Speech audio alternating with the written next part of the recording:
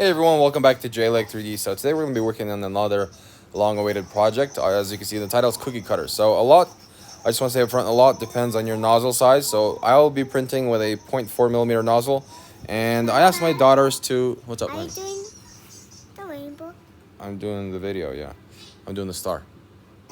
Oh. Yeah. So I asked my daughters to give me a couple shapes to draw, and they're gonna make cookies out of them. And so one was a star, one was a rainbow, and one was a unicorn. And I'm gonna start out with the star because it's the simplest, so you guys can follow along, and then maybe I'll add the other two in another video. But let's go ahead and start with the top by clicking the top plane there. And I want to start out by making a sketch of a line for size reference. Let's make it about 75 millimeters, okay? And I want to make a line here on that side and this side, and make sure they're in the middle there. And let's go ahead and delete that center line now that we have our size, and go to the exit sketch mode, go to transform and pattern, select our lines, and then line this up in the middle so that we can move around 360 degrees. So let's go ahead and make sure your pattern is on circular, and then go around 360 degrees, and we want a 5-pointed star. Okay, click done. And then once we have that, we need to get rid of all those lines. So go to sketch, trim, and let's get rid of those. And it's not letting us because there's a constraint. So what we need to do is select one of those lines, and you see that little thing in the middle, click on it, and on the left here, click delete constraints. All right, once we have that, it'll let us trim it. Okay, and then let's get rid of those lines because they are gonna be in the way a bit as we move along our project. Okay, after we have that, we need to transform, move, rotate, and then select our star and click copy, and go up by about 20 millimeters, obviously depending on the cookie cutter size. Click done. And what we want to do is obviously create a loft from a thick point to a sharp point. So how we accomplish that is by tools, offset. So the top, let's make it a thick 4 millimeters so that we can have a rigid part. And then on the bottom, like I said about the nozzle, it depends on your nozzle, go as sharp as you can. So in my case, that's 0.4 millimeters. And the problem with lofting this type of design is that you can't actually do the edges. So if we go to tools and loft and we try to loft from here to here, it's going to say operation failed because for whatever reason it doesn't want to do the math on that. So let's go ahead and cancel, and I'll show you how to do that properly even though we can't do that. So select both of those and extrude up by 20 millimeters and hide that body for now.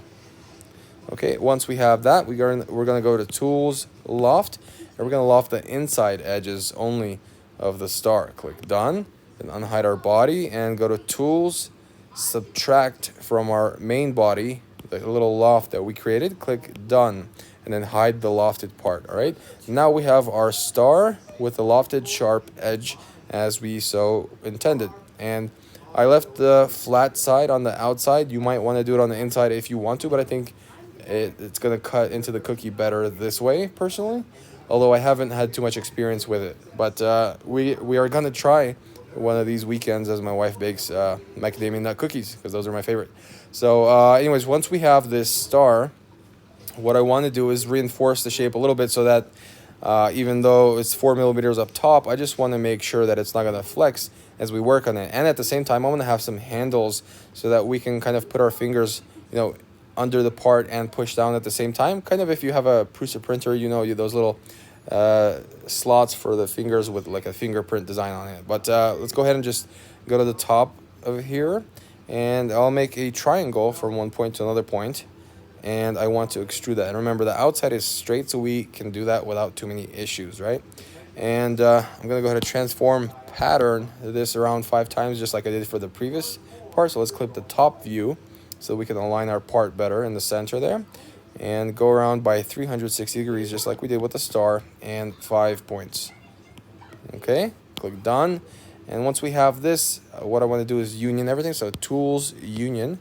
Just click and drag all the way across and click done, and make sure you are zoomed out for that, otherwise you might not select everything. But from this point, what we can do is now soften this edge, because if we tried softening on this edge, the problem is that, as you can see, that bottom is no longer sharp here. So we want to soften only these edges right here instead. So we can either make a chamfer if you want that type of design, or we can make a loft to make it smooth and easy to grab. So let's make it 6 in this case. I just like to leave a little edge there, because if you don't leave the edge, it's really hard to undo. But if you left that edge there, you can now go in and update this model at any time, versus if you let me just show you up front so you guys know the reasoning. If you cancel out all of that and then you go and try to delete that, nothing happens. Okay, so it's important to actually leave a little gap there so you have room to improve later. You can even leave a tiny small one, but that's still going to be helpful. So let's make it 6, just because it's a round number, and I want to do that to all sides. So I'm just going to select all of them, and if you have too much, don't risk it. Just do one at a time or two at a time, because if you have like 20 parts and then you accidentally click out of the model, there's a lot of work wasted. And let's just type in a 6 there, and now we have kind of a nice star with shapes. And then we can also go in and round off these corners to make them extra smooth, and we can make this, let's say 12 or even 18.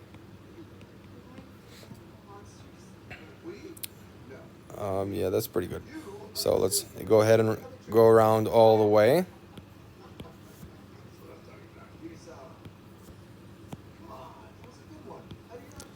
And 18. Okay, and now we have a nice shape here, and my daughter asked me to make it purple, so I'm gonna make it purple, even though I probably would have went with yellow for this. But there we go. Click back to modeling, and let's hide our sketches. Okay, so now that we have this, we have the option to either make the star as is, or we can add more details. So one aspect is obviously that you have this cookie cutter, but what about the cookie stamps? So we can make, if we go tools offset, I mean, we already kind of had this shape, but let's go make another offset. And you don't want to make it right perfectly, because right when you cut into the cookie, you want to be able to slide this in. And so we can make it like 1 millimeter off, so it goes in without problems. Click done, and then go ahead and lower this by about 2 millimeters. And we want to make a stamp. So first of all, let's go ahead and design a handle around this so that it's going to be easier to work with. So circle, and let's sketch our circle here, and just simply extrude this out, because we're going to adjust it as we go. So let's make this 73, because we have 2 millimeters down below, so 75 millimeter total. And right up front, we want to chamfer that, or fillet rather, or maybe chamfer and then fillet. I think a fillet will be fine. So let's make it 12. I think it's sufficient. And then what I want to do is go in the left plane, or whatever plane is straight, and then turn on section view, because I want to adjust this handle just ever so slightly. So go to sketch mode and make a spline, and then from this point right here, and then just make a random shape that you think will look good as a handle and feel ergonomic. All right, and then make sure you close your sketch with a line. So select the line first and then draw a line there.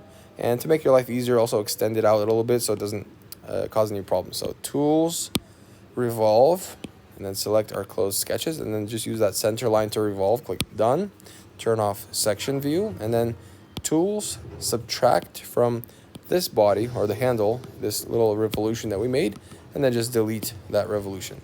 Now we have kind of a handle here, and we can mess around and just add a fillet there. Let's just make it 6 to follow the design a bit.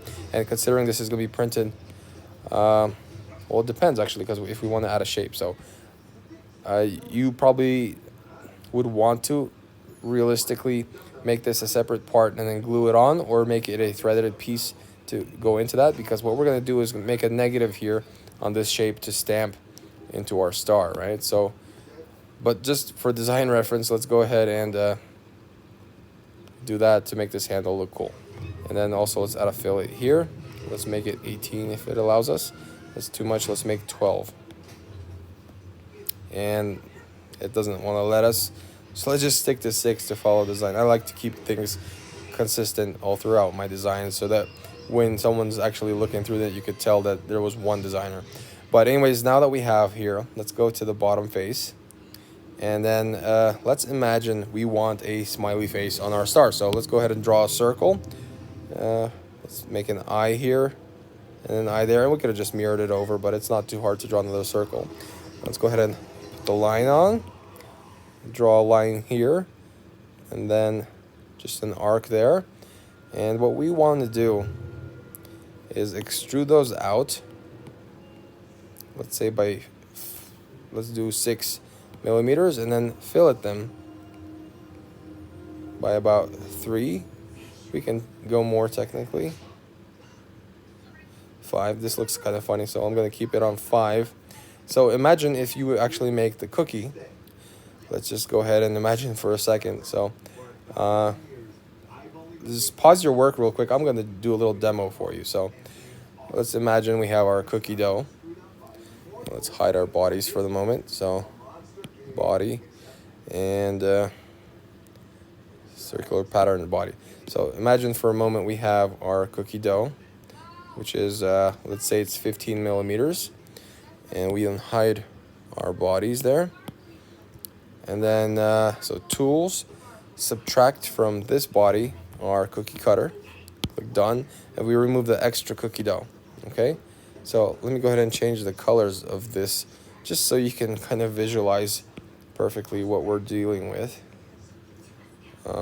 Let's imagine that's cookie dough, right? Pre-baked. All right, go back to modeling. And so we remove our cookie cutter because we already cut it, just for visual reference, because you ideally want to keep this on, right, when you're stamping it. So keep this on, but for visual reference, I want to show you. So we have a distance here. Let's turn off those sketches because they're in the way. We have a distance here of, let's see, here on the bottom it says 3 millimeters, all right? So what we want to do is stamp our cookie by 3 millimeters. Then tools, subtract from the cookie this stamp, and then go back up to 3 so we remember where it's at, and then hide it. And as you can see, if we change the color here, we have a star cookie with a smiley face. So obviously there's so many things you can do with this, but this is just to show you a proof of concept. And obviously if you wanted to, if you really wanted to, you could also make a cookie that would fillet these edges to make the softness. But I think as it's baking, it's probably going to be softer already. But this is basically a star cookie with a smiley face. So hope this helps you understand the kind of the process as we're going through. So let's let's just hide it so we have it for reference later, and then change this color to yellow, something like that. These are nice royal colors. But basically we have this cookie cutter and cookie stamp combo. And as you can see, the important part is you're printing this with a sharp point so it cuts into the cookie. And keep in mind, you can change it from outside to inside if you want it to be straight there. I figured it would be nice to expand it, or rather compress it as it goes so that it gets tight and keeps it like stable. But basically, yeah, this is a cookie cutter, and we can obviously make so many more adjustments, but I think this is a nice starting point for you to understand how it's made. And I hope you learned something. Don't forget to like, share, and subscribe. If you have any questions, feel free to comment down below. If you enjoy my work, make sure you become a member, or don't forget to do a super thanks if you can. All right, I'll see you guys in the next one. Bye-bye. Here at Shapr3D, our goal is to inspire and empower you to create your own amazing projects. Please support our work so that we can keep doing it. Don't forget to like, share, and subscribe to see more.